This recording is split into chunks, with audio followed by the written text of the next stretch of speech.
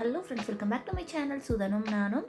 இன்றைக்கி நம்ம சேனலில் குறைவான டைமில் சட்டுன்னு பண்ணக்கூடிய ஒரு சூப்பரான கோழி வறுவல் தாங்க பார்க்க போகிறோம்.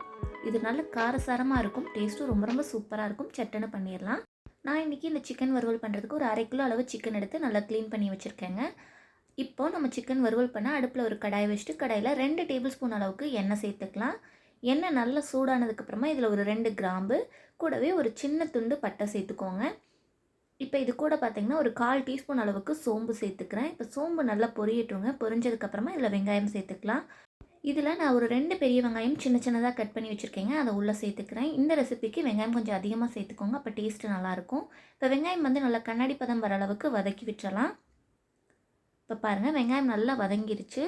இதில் நம்ம இப்போ இஞ்சி பூண்டு பேஸ்ட் சேர்த்துக்கலாம். இதில் ஒரு 1/2 டீஸ்பூன் அளவுக்கு இஞ்சி பூண்டு பேஸ்ட் சேர்த்துக்கலாங்க. அடுப்பை சிம்மில் வச்சுட்டு இஞ்சி பூண்டு பேஸ்ட்டோட பச்சை வாசனை போகிற அளவுக்கு நல்லா வதக்கி விட்டுறலாம். இப்போது இஞ்சி பூண்டு பேஸ்ட்டோட பச்சை வாசனைலாம் போனதுக்கப்புறமா இதில் ஒரு 1/4 டீஸ்பூன் அளவுக்கு மஞ்சள் தூள் சேர்த்துக்கிறேன். சேர்த்துட்டு இதை ஒரு தடவை நல்லா கலந்து விட்டுட்டு இது கூட இப்போ தேவையான அளவுக்கு உப்பு சேர்த்துக்கலாம். உப்பு சேர்த்துட்டு இதை நல்லா கலந்து விட்டுறலாங்க. கலந்து விட்டுட்டு இப்போ இது கூட நம்ம கழுவி வச்சுருக்க சிக்கனை உள்ளே சேர்த்துக்கலாம். இப்போது சிக்கனை உள்ளே சேர்த்துட்டு நல்ல ஒரு தடவை கிளறி விட்டுறலாம். இப்போ நம்ம சிக்கனில் பார்த்திங்கன்னா தண்ணி எதுவும் சேர்க்க போகிறதில்ல. சிக்கன் வேக வேக அதுவே தண்ணி விடும். அந்த தண்ணியே நமக்கு சிக்கன் வெந்து வரதுக்கு கரெக்டாக இருக்குங்க. சிக்கன் இது போல் கிளறி விட்டுட்டு அடுப்பை லோ ஃப்ளேமில் வச்சு ஒரு மூடி போட்டு மூடி வேக வச்சிடலாம். இப்போ பாருங்கள், சிக்கனில் நம்ம தண்ணி எதுவுமே சேர்த்துல, ஆனால் சிக்கனே பார்த்திங்கன்னா நல்லா தண்ணி விட்டுருக்கு. இடையில எடுத்து இது போல் ஒரு தடவை நல்லா கிளறி விடுங்க.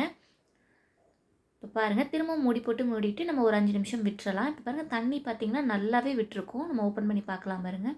இந்தளவு தண்ணி விட்டதுக்கப்புறமா அடுப்பை ஹை ஃப்ளேமில் வச்சுட்டு தண்ணி ஃபுல்லாக ட்ரை ஆகிற வரைக்கும் விட்டுறலாங்க. இப்போ வாங்க நம்ம ஓப்பன் பண்ணி பார்த்துடலாம். இப்போ பாருங்கள், தண்ணி நல்லாவே ட்ரை ஆகி வந்துருச்சு. இந்தளவு தண்ணி சுண்டினதுக்கப்புறமா இதை பார்த்திங்கன்னா ஒரு தடவை நல்லா கிளறி விட்டுட்டு நம்ம மசாலாலாம் சேர்த்துக்கலாம்.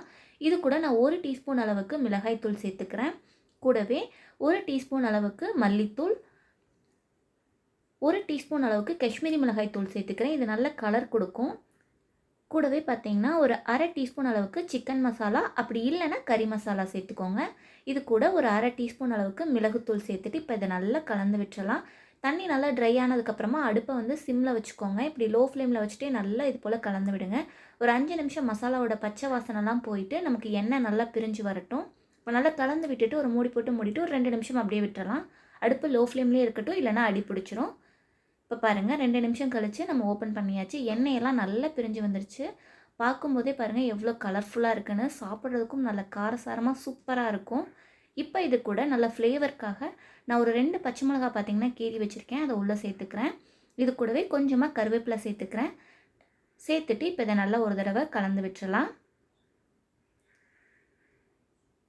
நான் தேவையான பொருள்லாம் டிஸ்கிரிப்ஷனில் கொடுக்குறேன், தேவைப்பட்டால் செக் பண்ணி பாருங்கள். இதை நல்லா கலந்து விட்டுட்டு கடைசியாக இன்னும் டேஸ்ட்டை என்ஹான்ஸ் பண்ணுறதுக்காக இதில் ஒரு 2 டீஸ்பூன் அளவுக்கு லெமன் ஜூஸ் புழிஞ்சு விட்டுறேங்க. லெமன் ஜூஸ் சேர்க்கும் போது இதில் லைட்டாக ஒரு புளிப்பு சுவை கொடுக்கும். டேஸ்ட்டு ரொம்ப ரொம்ப சூப்பராக இருக்கும். சேர்த்துட்டு இதை நல்லா கலந்து விட்டுறலாம். அவ்வளோதான், நம்மளோட சிக்கன் வறுவல் சூப்பராக ரெடி ஆயிடுச்சு. மேலே நல்லா கொத்தமல்லி இலை தூவிட்டு சுட சுட சர்வ் பண்ணுங்கள். ரொம்ப ரொம்ப சூப்பராக இருக்கும். நல்ல காரசாரமான கோழி வறுவல் சூப்பராக ரெடி ஆயிடுச்சு. இந்த சிக்கன் வறுவல் பிரியாணி, சாம்பார் சாதம், பருப்பு சாதம்னு எல்லாத்துக்கூடையுமே ஒரு சூப்பரான காம்போவாக இருக்கும். கண்டிப்பாக நீங்களும் ட்ரை பண்ணி பாருங்கள். ட்ரை பண்ணி பார்த்துட்டு எப்படி இருந்தது மறக்காமல் கமெண்ட்டில் சொல்லுங்கள். நல்ல காரசாரமாக சாப்பிட்றவங்களுக்கு இந்த ரெசிபி ரொம்ப ரொம்ப பிடிக்கும். வீடியோ பிடிச்சிருந்தால் லைக் பண்ணுங்கள், ஷேர் பண்ணுங்கள், சப்ஸ்கிரைப் பண்ணி பக்கத்தில் இருக்க பெல் ஐக்கானை கிளிக் பண்ணி ஆளுங்கிற ஆப்ஷனை கிளிக் பண்ணிக்கோங்க.